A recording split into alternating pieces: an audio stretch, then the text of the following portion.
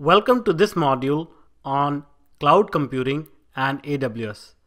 In this module, we will talk about the AWS ecosystem, its services, and how you can implement AWS cloud services for your own needs. In this module, we will introduce you to the concept of cloud computing. In the context of Amazon Web Services, we will see how AWS is conquering the world of applications through the promise of scalability and sophistication. This is a foundational module. The information in this module will help you to understand the basics of cloud computing and why AWS has proven to be the cloud platform of choice for many companies around the world. In case you are already familiar with AWS and its service offerings, then feel free to skip this module and jump right onto the next module, in which we will talk about the core topic of this course. This is an overview of this module about cloud computing and AWS. Here are the key outcomes you can expect to take away from this module. After completing this module, you will be able to understand what cloud computing is and comprehend various benefits cloud computing provides. Discover why companies are switching over to cloud computing and in particular to AWS Cloud.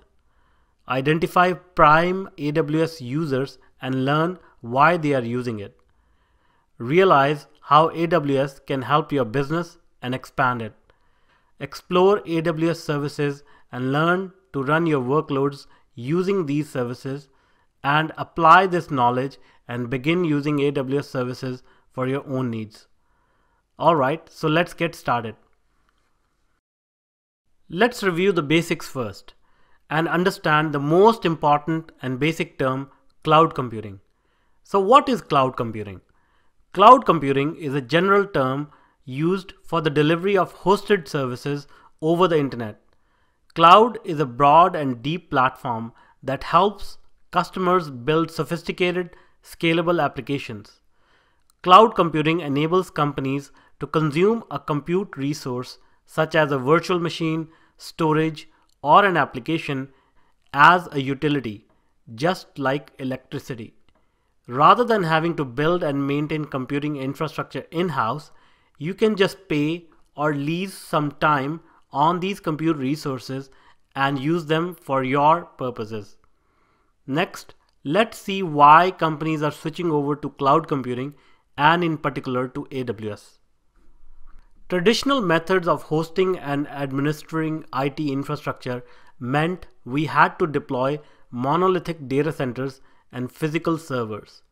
The lead time for this heavy infrastructure deployment was few days to few weeks. It needed large amounts of capital spending upfront. This model often led to energy wastage, low utilization, and high efforts for the administration of hardware servers. It was rather difficult to scale these operations very quickly, whether it was to expand the operation to meet growing demand or to shrink operations due to reasons like seasonality. Cloud is a generic term used for a platform that provides hosting services over a network. At the core of cloud computing is hardware virtualization. Because of this, cloud infrastructure can provide us access to shared pool of computing resources, which could be rented or leased on on-demand basis. Some of the main benefits and driving forces behind cloud computing are that cloud computing allows companies to avoid upfront infrastructure costs and focus on projects that differentiate their services and products. In the recent years, this has enabled technology startups to invent and come up with innovative technologies and products without worrying about spending a lot on upfront fixed infrastructure. Cloud computing allows enterprises to get their applications up and running faster with improved manageability and less maintenance.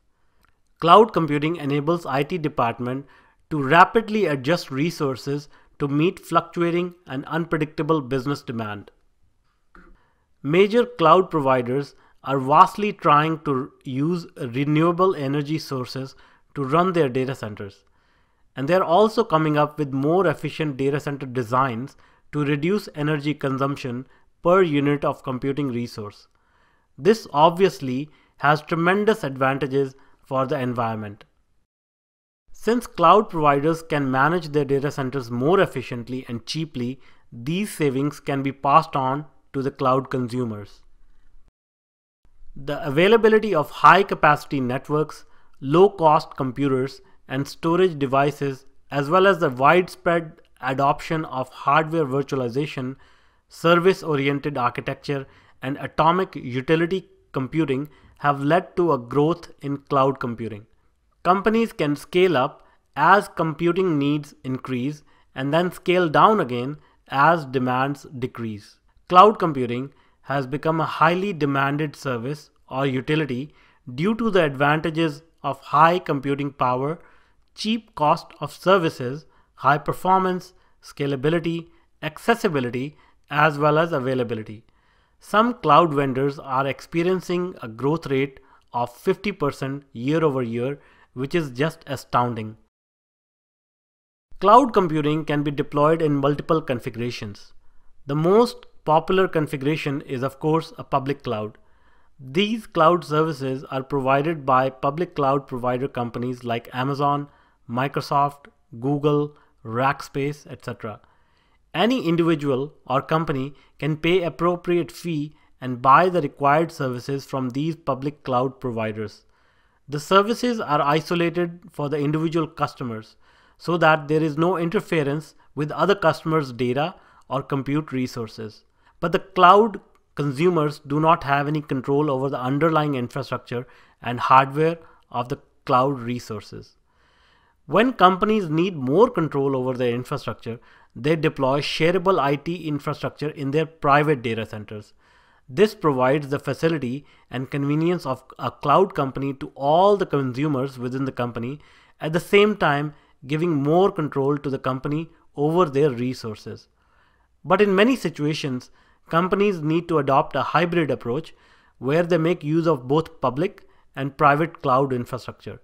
These two separate segments are joined via a secure network link, and the IT resources in both public and private clouds can talk to each other. This configuration is called a hybrid cloud.